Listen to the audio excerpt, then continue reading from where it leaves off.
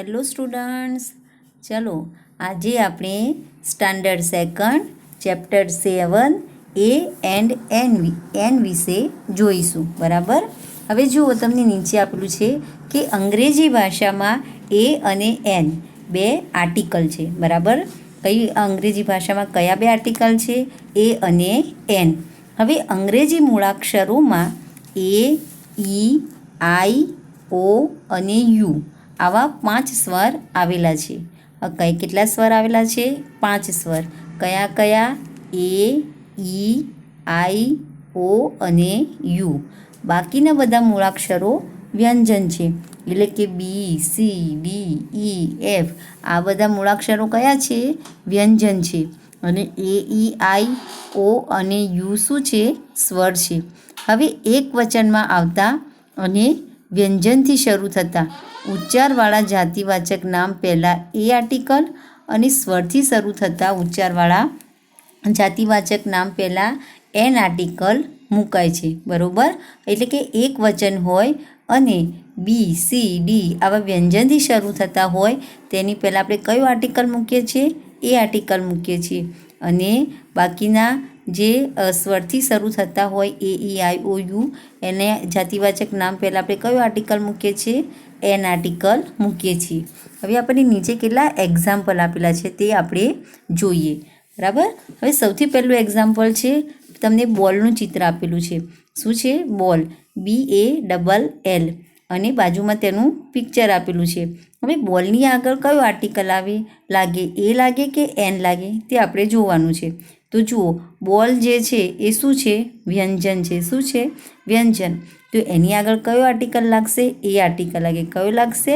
એ લાગશે. એની બાજુમાં તમને એપલ આપેલું છે અને એપલનું ચિત્ર આપેલું છે. બરાબર. એપલનું સ્પેલિંગ શું થાય?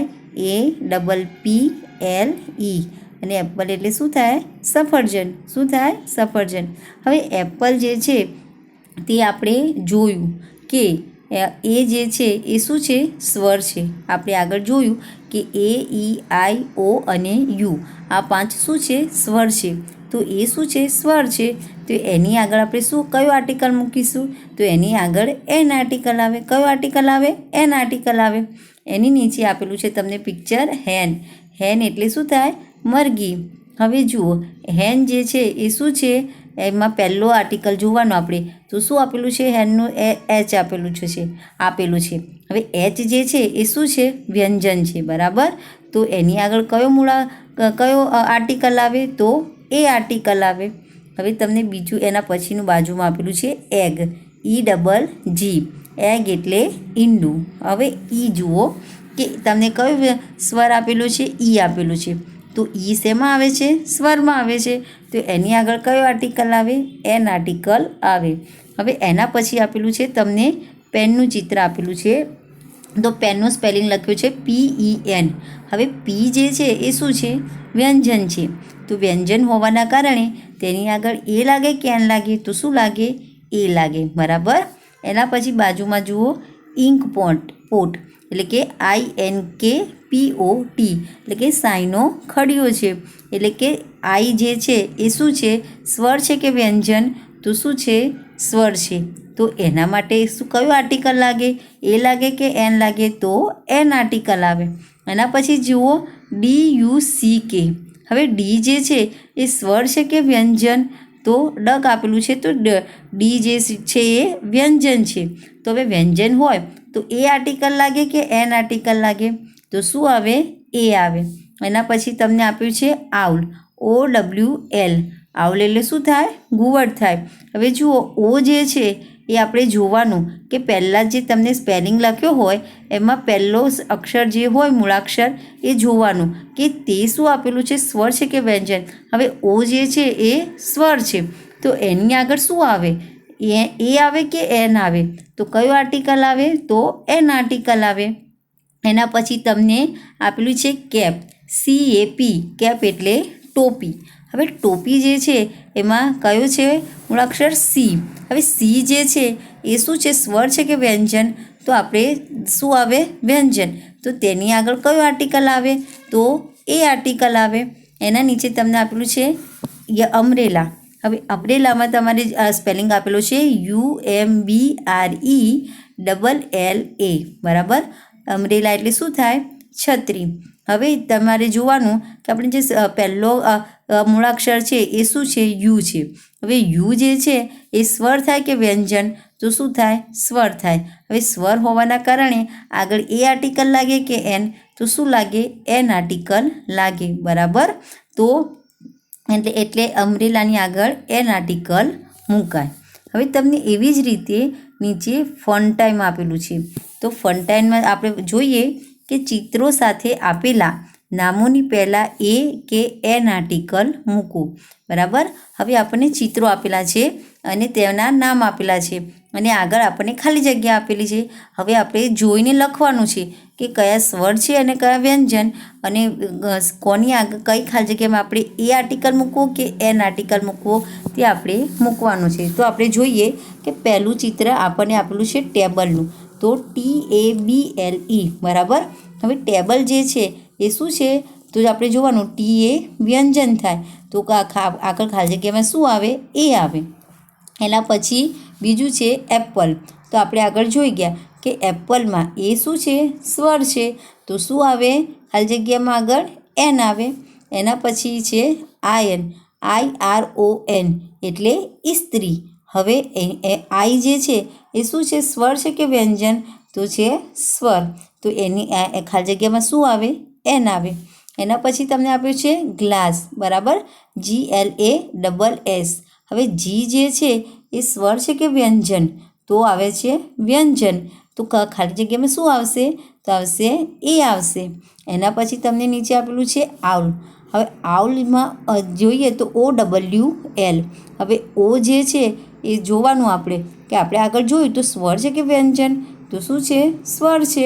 તો ખાલી જગ્યામાં શું આવશે? એન આવશે. એના પછી તમને આપેલું છે કાર.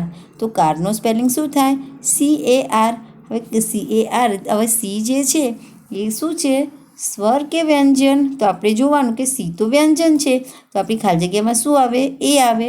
એના પછી આવે છે ઓનિયન, ONION એટલે ડુંગળી. હવે એ ઓ જે છે એ સ્વર છે તો આપણે શું મૂકીશું? એન આવે. એના પછી આવે છે હેટ, HAT, બરાબર. તો એચ જે છે એ શું છે? સ્વર છે કે વ્યંજન? તો વ્યંજન. તો ખાલી જગ્યામાં શું આવશે? એ આવશે. એના પછી આઈસ્ક્રીમ, જે તમે બધાને ભાવે છે ને આઈસ્ક્રીમ. તો હવે જુઓ આઈસ્ક્રીમનું સ્પેલિંગ શું થાય? ICECREAM, આઈસ્ક્રીમ, બરાબર. હવે જોવાનું કે આઈ જે છે એ સ્વર છે કે વ્યંજન? તો આપણે જોઈએ કે આપણે આગળ જોઈએ કે આઈ તો સ્વર છે તો આપણે શું મૂકીશું? આગળ ખાલી જગ્યામાં એન આવે. એના પછી છે કેટ, CAT, કેટ એટલે બિલાડી. હવે સી જે છે એ વ્યંજન છે તો ખાલી જગ્યામાં શું આવશે? એ આવશે. એના પછી છે એરોપ્લેન. તો એરોપ્લેન એટલે વિમાન. અને આપણે આ સ્પેલિંગો પણ મોટા આવતા હોય એ આપણે મોઢે કરતું રહેવાનું અને જો ના આવડે તો 5 વાર લખવાના, બરાબર. તો એરોપ્લેનનું સ્પેલિંગ શું થાય? AEROPLANE, એરોપ્લેન એટલે વિમાન. હવે એ જે છે એ શું છે? સ્વર છે તો ખાલી જગ્યામાં શું આવશે? આગળ એન આવશે. એના પછી આવે છે શિપ. શિપ એટલે વહાણ એટલે કે જહાજ. હવે એસ જે છે એ શું છે? વ્યંજન છે તો એની આગળ આપણે ખાલી જગ્યામાં શું લખીશું? એ આવે. એના પછી આવે છે AXE, એક્સ એટલે કુંવાડી. હવે એ જે છે એ શું છે? સ્વર છે ને? તો આગળ ખાલી જગ્યામાં શું આવે? એન આવે. શું આવે? એન આવે. એના પછી આવે છે બ્રશ. હવે બ્રશ જે છે એ એનું સ્પેલિંગ છે BRUSH. હવે બી જે છે એ શું છે? વ્યંજન છે તો આપણે આગળ ખાલી જગ્યામાં શું લખવાનું? એ આવે. એના પછી છે એલિફન્ટ. એલિફન્ટ એટલે હાથી. હવે એલિફન્ટનું સ્પેલિંગ શું થાય? ELEPHANT, એલિફન્ટ એટલે હાથી. હવે ઈ જે છે એ શું છે? સ્વર છે તો આપણે ખાલી જગ્યામાં શું લખીશું? એન આવે. શું આવે? AN. એના પછી છે ઓરેન્જ. ઓરેન્જ જે છે એનું સ્પેલિંગ શું થાય? ORANGE, ઓરેન્જ એટલે નારંગી. હવે નારંગી જે છે એમાં જોવાનું ઓરેન્જના સ્પેલિંગમાં કે પહેલું જે છે એ ઓ મૂળાક્ષર છે અને ઓ જે છે એ સ્વર છે કે વ્યંજન છે, તો સ્વર છે. તો આપણે ખાલી જગ્યામાં લખીશું એન આવે. શું આવે? એન આવે. એના પછી આ છે એરો. એરો એનો સ્પેલિંગ ARROW એટલે તીર. હવે આપણે જોવાનું કે પહેલાં શું આપેલું છે, તો એ આપ્યું છે. હવે આપણને તો ખબર છે કે એ તો સ્વર છે, તો ખાલી જગ્યામાં શું આવે? એન આવે. એના પછી છે એન્જિન. ENGINE. હવે આપણે આગળ જોવાનું કે ઈ જે છે એ શું છે? સ્વર છે કે વ્યંજન? તો સ્વર છે, તો શું આવે? એન આવે. એના પછી છે પર્સનું ચિત્ર. હવે PURSE. પર્સ એટલે પર્સ. હવે પી જે છે એ તો વ્યંજન છે, તો આપણે ખાલી જગ્યામાં શું લખીશું? એ આવે. એના પછી છે એગ. EGG. એગ એટલે ઈંડું. બરાબર. હવે ઈ જે છે એ શું છે? સ્વર છે. હવે ઈ જે છે સ્વર છે, તો ખાલી જગ્યામાં શું આવશે? એન આવશે. એના પછી છે પીકોક. PEACOCK. પીકોક એટલે મોર. હવે પી જે છે શું છે? વ્યંજન છે, તો ખાલી જગ્યામાં શું આવશે? એ આવશે. એના પછી છે EAGLE. ઈગલ. હવે ઈ જે છે એ શું છે? સ્વર છે, તો આગળ ખાલી જગ્યામાં શું આવશે? એન આવશે. એના પછી છે JEEP. જીપ. બરાબર. તો જે એ શું છે? વ્યંજન છે, તો આપણે જોઈ ગયા કે જે વ્યંજન હોય તો ખાલી જગ્યામાં શું આવે? એ આવે. એના પછી આંટ. ANT એટલે કીડી. તો એ જે છે શું છે? સ્વર છે, તો ખાલી જગ્યામાં શું આવે? એન આવે. એના પછી તમને આપેલું છે અમરેલા. UMBRELLA. એટલે કે યુ એ શું છે? સ્વર છે, તો ખાલી જગ્યામાં શું આવશે? એન આવશે. એના પછી ઇન્કપોટ. INKPOT. આઈ એ સ્વર છે, તો ખાલી જગ્યામાં શું આવશે? એન આવશે. એના પછી છે કાઇટ. KITE. કાઇટ એટલે પતંગ. હવે કે જે છે શું છે? વ્યંજન છે, તો ખાલી જગ્યામાં શું આવશે? એ આર્ટિકલ આવશે. અને એના પછી છે બુક. BOOK. તો બુક એટલે ચોપડી. હવે બુક જે છે એમાં બી શું છે? વ્યંજન છે, તો ખાલી જગ્યામાં શું આવશે? એ આર્ટિકલ આવશે. બરાબર. તો આજે આપણે એ અને એન આર્ટિકલ વિશે જોયું. હવે આપણે મોઢે કરવાનું છે કે એ અને એન એ આર્ટિકલ છે, એમાં કયા આર્ટિકલ સ્વર છે અને કયા વ્યંજન છે, એ આપણે મોઢે કરી યાદ રાખવાનું છે. અને આપણે જે ખાલી જગ્યા આવે તે આપણે એ યાદ રાખીને ભરવાનું છે. અસ્તુ.